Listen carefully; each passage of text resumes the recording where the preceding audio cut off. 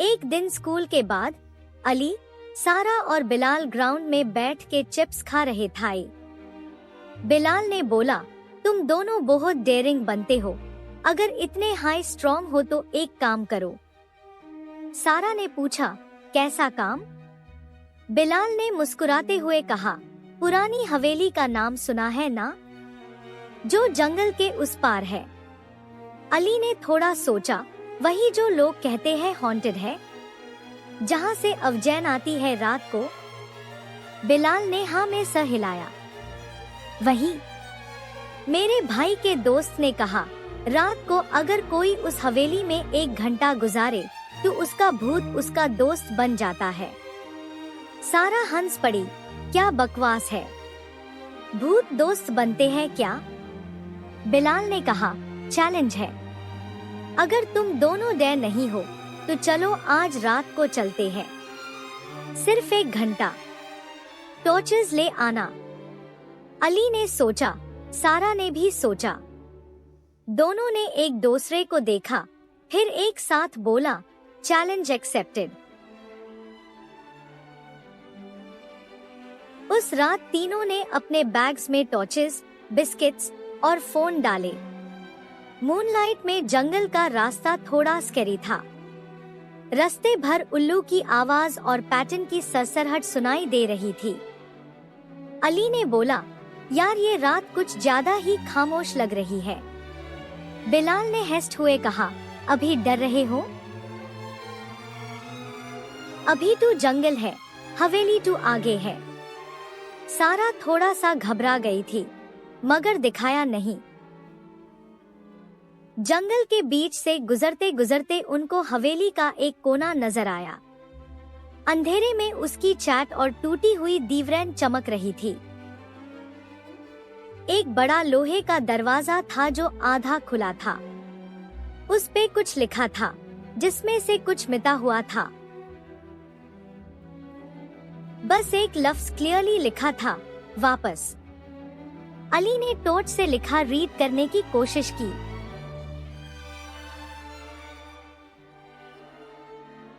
ये कुछ डरावना सा वेलकम लग रहा है। बिलाल ने बोला, चलो बस अंदर जाके घंटा रुकते हैं, फिर चैलेंज कंप्लीट।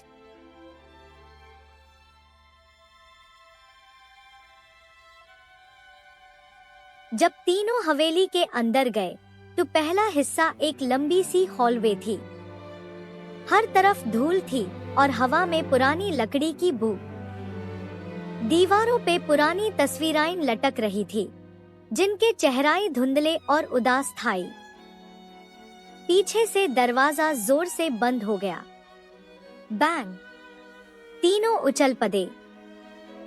सारा ने घबरा के अली का हाथ पकड़ लिया। बिलाल ने बोला, किसी ने बंद नहीं किया होगा, हवा से हुआ होगा। लेकिन हवा तो रुक चुकी थी। अली ने कहा, हम टाइम नोट कर लेते हैं, सिर्फ 60 मिनट्स और फिर निकल जाएंगे। जब वो हॉलवे के एंड पे पहुंचे तो एक बड़ा ड्राइंग रूम था जिसमें एक पुराना पियानो था। जैसे ही वो वहां घुसे, पियानो की कीज खुद बजने लगी। एक पुरानी धुन हवा में गुनगुनाने लगी। तीनों सैन रह गए। बिलाल ने धीरे से कहा, ये सब ऑटोमेटिक है क्या? जैसे हाई पियानो बैंड हुआ, एक ठंडी हवा चली। सामने के कोनाई में एक साया हिलता हुआ नजर आया। लंबा, सेफ और धीरे धीरे उनके करीब आता हुआ।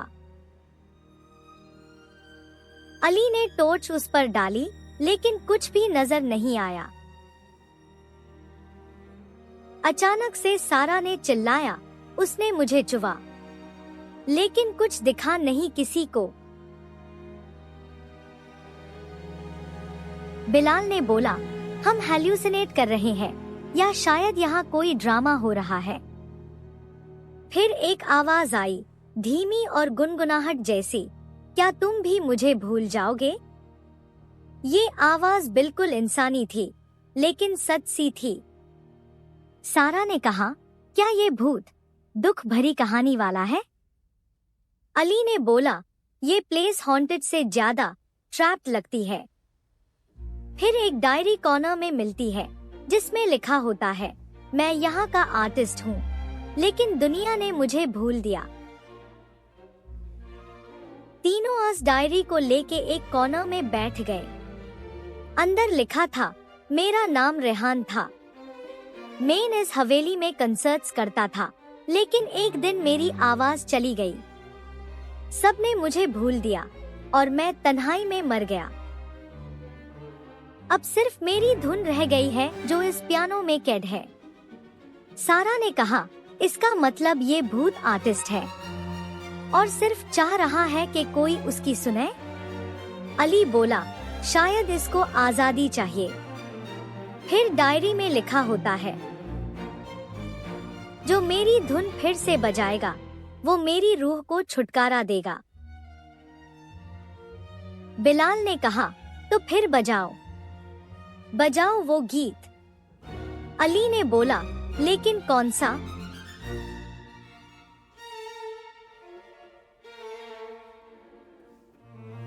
फिर डायरी के पीछे एक पेपर चिपका होता है जिसमें लिखा होता है, गीत वो ही जो दिल से निकलता है।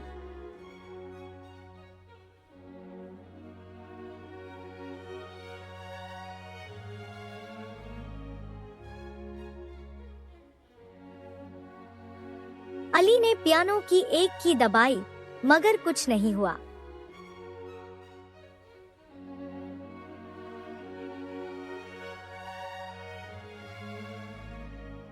बिलाल ने 2 और की दबाई, हवा तेज चलने लगी।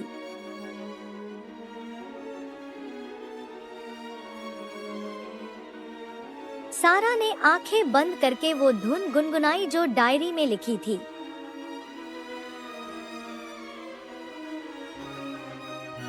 जब उसने पियानो की कीज पे हाथ रखा तो अचानक से पियानो ने खुद प्ले करना शुरू कर दिया। साथ ही एक रोशनी हवा में लहराने लगी।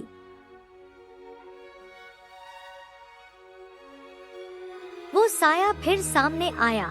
इस बार उसका चेहरा नजर आया, एक उदास लेकिन मुस्कुराता हुआ चेहरा।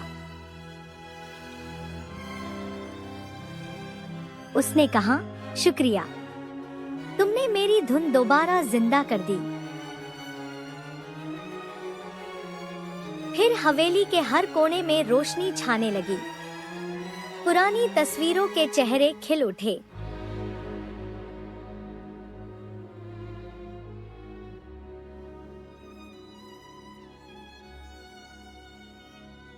भूत यानी रेहान उन तीनों के सामने था। उसका साया धीरे धीरे हल्की रोशनी में बादल रहा था।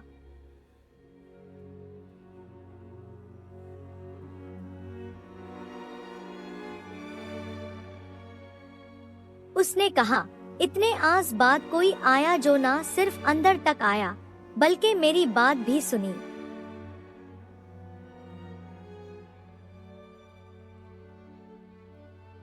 उसकी आंखों में आंसू थाई, लेकिन चेहरा सुकून भरा था। सारा ने कहा, तुम अब आजाद हो।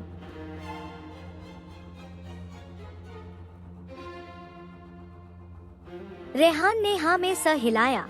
मुझे सिर्फ इतना चाहिए था कि कोई मेरी रूह की आवाज सुने। अब मैं जा सकता हूँ। रोशनी तेज हुई और एक हल्की सी मुस्कुराहट के साथ रेहान हवा में घुल गया। पियानो बैंड हो गया, लेकिन एक गीत अब भी हवा में गूंज रहा था।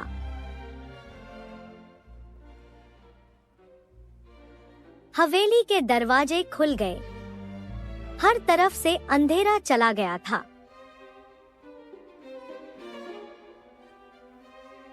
दीवारों पे नए रंग चमक रहे थे और तस्वीरों में रोशनी थी।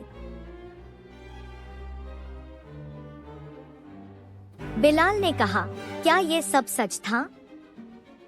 अली बोला, सच या जादू, पर हमने किसी की रूह को सुकून दिया है। सारा हंसकर बोली, चैलेंज टू कंप्लीट हो गया, लेकिन हमने ज्यादा कुछ जीता। तीनों ने एक सेल्फी ली हवेली के सामने। पहली बार हवेली किसी मुस्कुराहट का हिस्सा बनी थी। फिर वो वापस जंगल के रास्ते से घर की तरफ चले गए।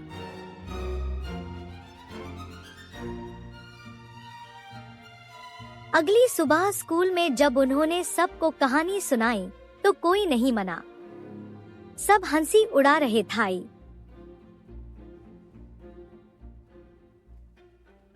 लेकिन जब बिलाल ने वो डायरी और एक छोटा म्यूजिक बॉक्स दिखाया जो उन्हें हवेली में मिला था, तो सब हैरान रह गए। म्यूजिक बॉक्स में वही धुन थी जो उन्होंने बजाई थी। उस वक्त सब स्टूडेंट्स चुप हो गए।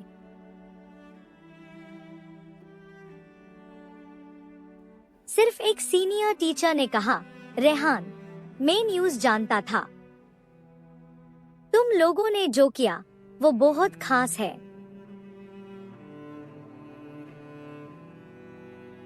उस दिन के बाद अली, सारा और बिलाल के बीच एक नई दोस्ती और एक नया राज था जो सिर्फ उन तीनों को पता था।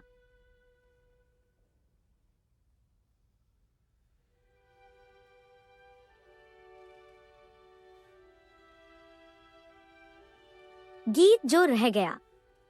रात के वक्त जब सारा ने अपने रूम में म्यूजिक बॉक्स बजाया तो उसी रोशनी की हल्की लहर उसके कमरे में चमक उठी।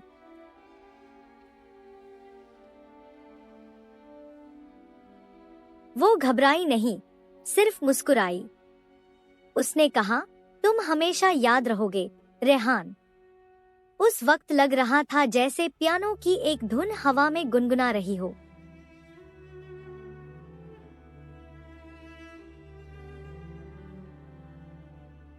हवेली का भूत अब भूत नहीं रहा था, वो एक याद, एक गीत बन गया था।